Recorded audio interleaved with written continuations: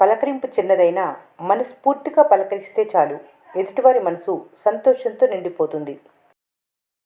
గెలిచాక నీతో నడిచే వాళ్ళకంటే గెలుపు కోసం నీ వెంట నడిచిన వాళ్ళని గుర్తుంచుకో. ఎలా బ్రతకాలో తెలియక భయపడకు. ఎందుకంటే గూటి నుంచి బయలుదేరిన పక్షికి గింజలు ఎక్కడున్నాయో తెలియదు. అయినా వెతుక్కుంటూ వెళ్ళి గింజలు తీసుకొస్తుంది. జీవితం కూడా అంతే. ప్రయత్నించడమే మన పని. ప్రపంచంలో అతి ఖరీదైన వస్తువు నమ్మకం. సంపాదించుకోవడానికి సంవత్సరాలు పడుతుంది, పోగొట్టుకోవటానికి ఒక్క నిమిషం చాలు. నీటిలో పడ్డ ప్రతివారు మునిగిపోరు. ఈదటం తెలియని వారు మాత్రమే మునిగిపోతారు. జీవితం కూడా అంతే. సమస్యలు వచ్చిన ప్రతివారు ఓడిపోరు. పరిష్కారానికి ప్రయత్నించిన వారు మాత్రమే ఓడిపోతారు. అందరికీ సమానంగా ఉన్నది సమయం మాత్రమే. దాన్ని సరిగ్గా ఉపయోగించుకున్న వారే అనుకున్నది సాధించగలరు.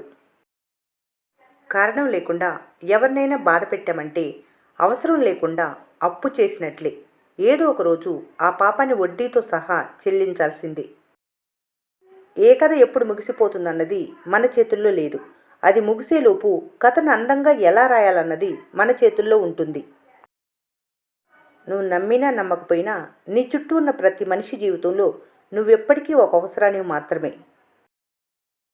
ఆకాశమంత ప్రేమ ఉంటే సరిపోదు, అణువంత అర్థం చేసుకునే మనసు ఉండాలి. సముద్రమంత సంపద ఉంటే సరిపోదు, సమయానికి సాయం చేసే గుణం ఉండాలి. ఎప్పుడైనా సరే అడిగే ప్రశ్నల పద్ధతి ఉంటే చెప్పే సమాధానంలో సంస్కారం ఉంటుంది.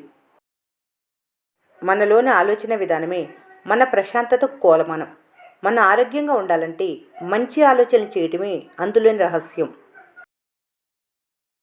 చెట్టు ఎంత గట్టిగా ఉన్నా కాలాన్ని బట్టి ఆకులు పూలు రాలుతూ వస్తూ పోతూ ఉంటాయి. అలాగే నువ్వెంత నీతిగా ఉన్నా కష్టాలు సుఖాలు వస్తుంటాయి పోతుంటాయి. ఇక్కడ మీరు నేర్చుకోవాల్సింది తడబడటం కాదు, నిలబడటం, అనుకున్నది సాధించటం. ఒక్క నిమిషంలో జీవితమేమీ మారదు, కానీ ఆ ఒక్క నిమిషం ఆలోచించి తీసుకున్న నిర్ణయం మాత్రం జీవితాన్ని మార్చేస్తుంది. మనిషికి డబ్బు ఎంతైనా ఉండొచ్చు, కానీ సాటి మనిషిని సులకనగా చూసే జబ్బు ఉండకూడదు. మౌనం అర్థం లేనిది కాదు, చేతకాంత అంతకన్నా కాదు. ఎన్నో జవాబులు దాగి ఉన్న సముద్రం. సందేహాలు మీ ప్రయాణాన్ని నిలిపివేస్తాయి. ధైర్యమే దానికి మందు.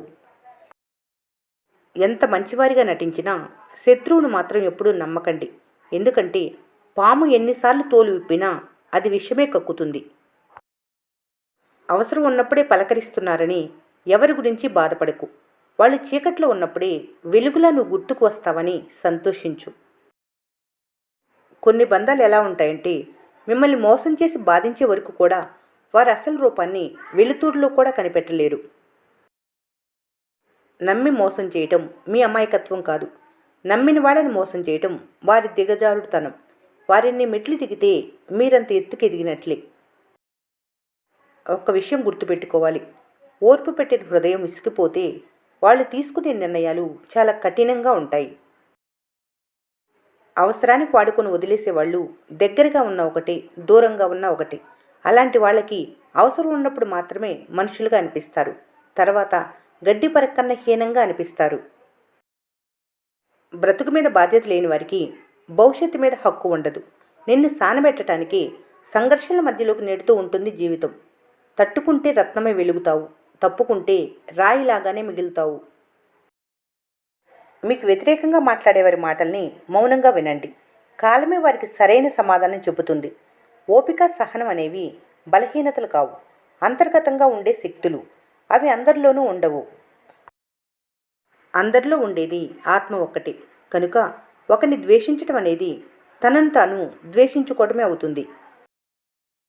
ఒక ధనవంతుడు పొగరుతో మరో వ్యక్తిని అవమానిస్తే ఆ వ్యక్తిని తిరిగి అవమానించనక్కర్లేదు. ఆ వ్యక్తి కన్నా ఎక్కువ ధనవంతులే చూపిస్తే అదే వారికి అవమానం. ఒకరు నీకు చెడు చేసినంత మాత్రాన నువ్వు వారికి చెడు చేయవలసిన అవసరం లేదు. వాళ్ళకి చెడు జరిగిపోతుంది.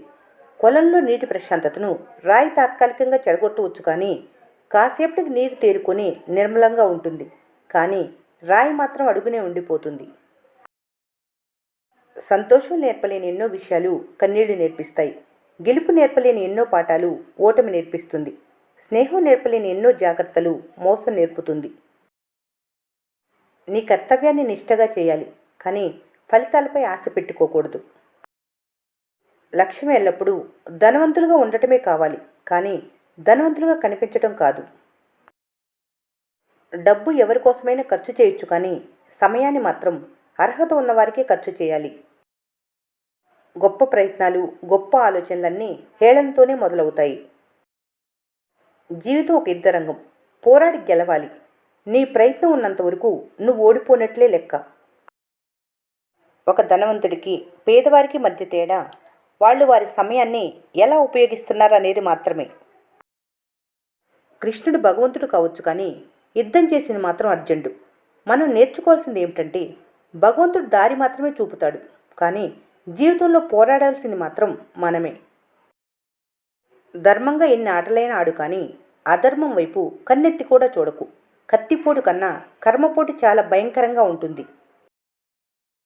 ఆకలి తీరాక ఆహారాన్ని, అవసరం తీరాక మనిషిని చులకనగా చూడొద్దు. ఆకలి మళ్ళీ వేస్తుంది, అవసరం మళ్ళీ వస్తుంది.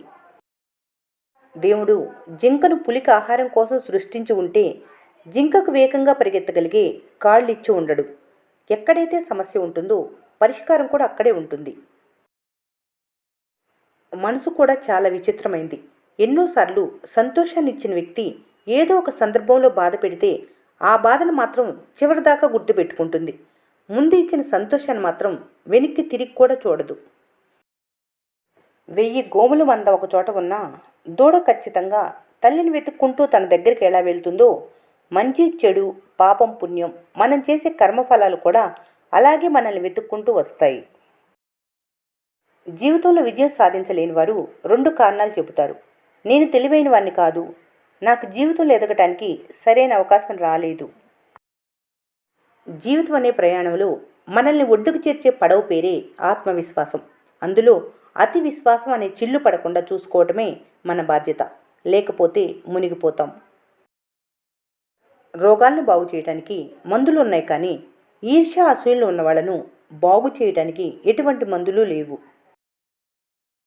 ఓడిపోయారంటే నీకేం రాదని కాదు, నేర్చుకోవాల్సింది ఇంకా ఉందని అర్థం.